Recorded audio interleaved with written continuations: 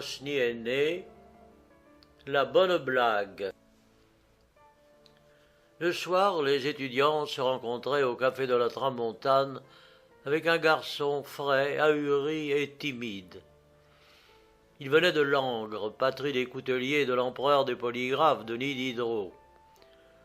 Ce garçon s'asseyait dans une encoignure, commandait une demi-tasse et écoutait en silence, avec admiration. Il n'était pas bête, il était même fort intelligent, mais pour l'usage de la vie, il valait guère mieux qu'un imbécile. Car il avait toutes les gaucheries d'une tourte et toutes les ferveurs d'une poire. Sa timidité, constellant le tout, en faisait une de ces victimes dérisoires qui sont destinées au gaudissement des hommes et à la hardorgue des femmes. Son silence seul le préservait un peu. Il écoutait les gens qui, pendant 2 heures d'horloge, sans desserrer les mâchoires, tandis que ses yeux, d'outre-mer, fixaient l'ambiance fuligineuse. Au fond, il avait un seul rêve, qu'aucune raillerie ne pouvait atteindre. Ce rêve était le plus simple de tous les rêves. Il voulait être aimé par une honnête fille. Ce sont, dit l'autre, de ces choses qui arrivent. En tout cas, ça ne lui était pas arrivé. Vraisemblablement, ça ne lui arriverait pas.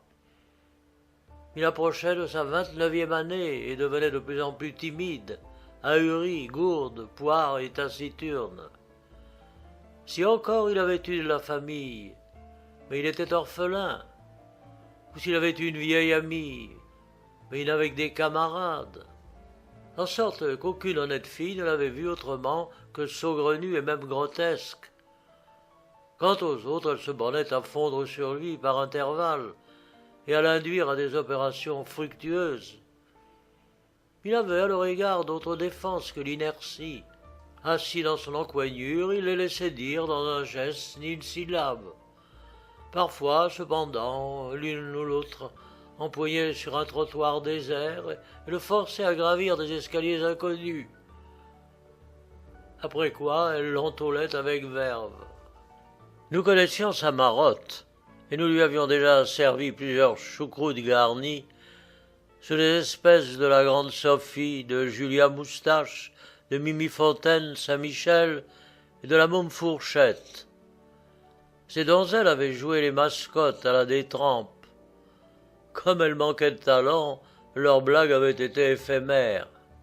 C'est alors que Guillaume Fortune eut une bonne idée. Il existait aux 6 Françaises une petite modiste dont un satyre avait arraché le nez avec les dents et à qui par surcroît il avait fait une blessure terrible à la joue. La midinette en était restée fort laide et même hideuse. Elle s'en désolait car elle possédait une âme tendre. Aucun mal n'avait plus cure d'étrancher cette tendresse, d'autant plus que Christiane ne comprenait l'amour que sous sa forme la plus sociale, je veux dire la fondation d'une famille. Elle chiffonnait donc des chapeaux avec chagrin et ne se faisait pas de l'univers une idée très avantageuse. Guillaume Fortune, qui la connaissait à travers les potins de petites amies, se ligua avec Cécile Bouleau pour cuire sa farce. Cécile apprit donc à Christiane, qu'on rencontrait au café de la Tramontane, un type qui s'était amouraché d'elle. Christiane n'en crut pas un mot, mais Cécile lui montra le type, un jour qu'il passait rue Saint-Sulpice, et lui fit remarquer qu'il avait baissé les yeux et qu'il était devenu tout rouge. Elle ne manquait pas, car elle avait manœuvré de manière à barrer la route à Jacques de Gênes, ce qui lui suffisait pour plonger ce jeune homme dans un abîme de consternation. Cet incident frappa Christiane, et comme elle passait par une crise, elle se laissa aller à sa chimère. Cécile la chauffa pendant quelques jours et finit par lui dire « Tu sais, le type est si extraordinaire qu'il faudra d'abord se mettre à la correspondance.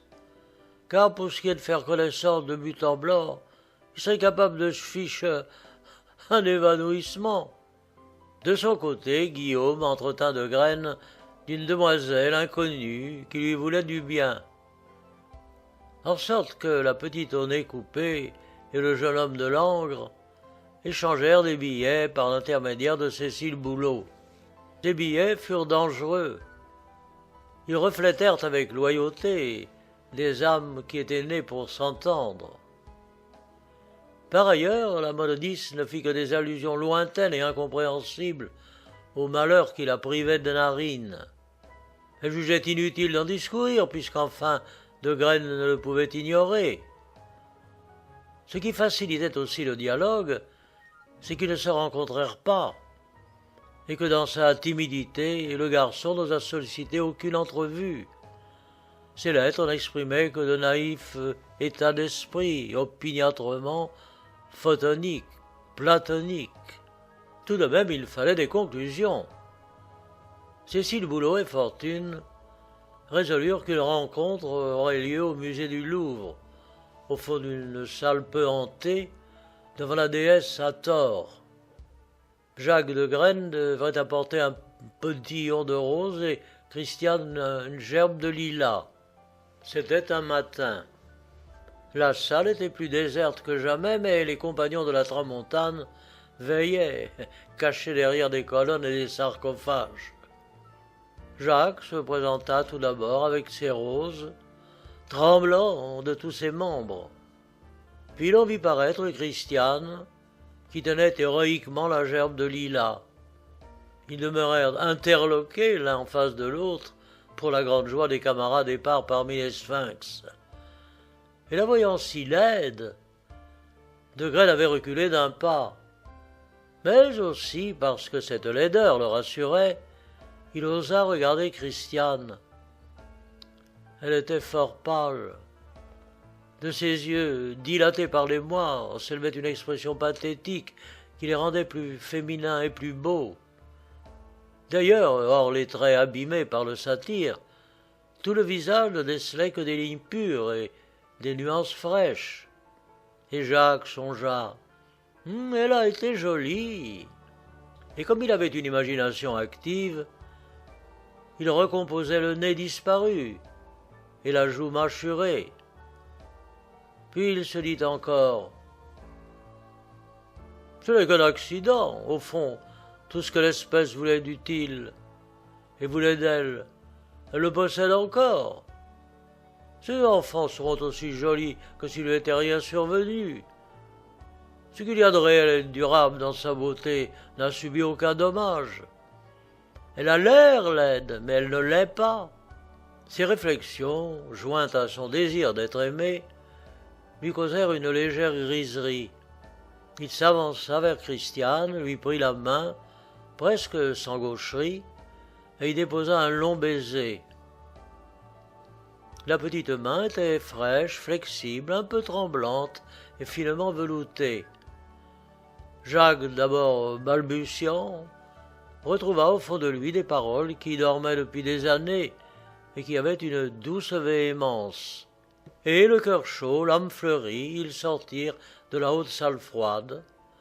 Ils marchèrent à petits pas vers le bonheur, tandis que les compagnons de la Tramontane, derrière les colonnes de granit et les antiques sarcophages, s'esclaffaient abondamment.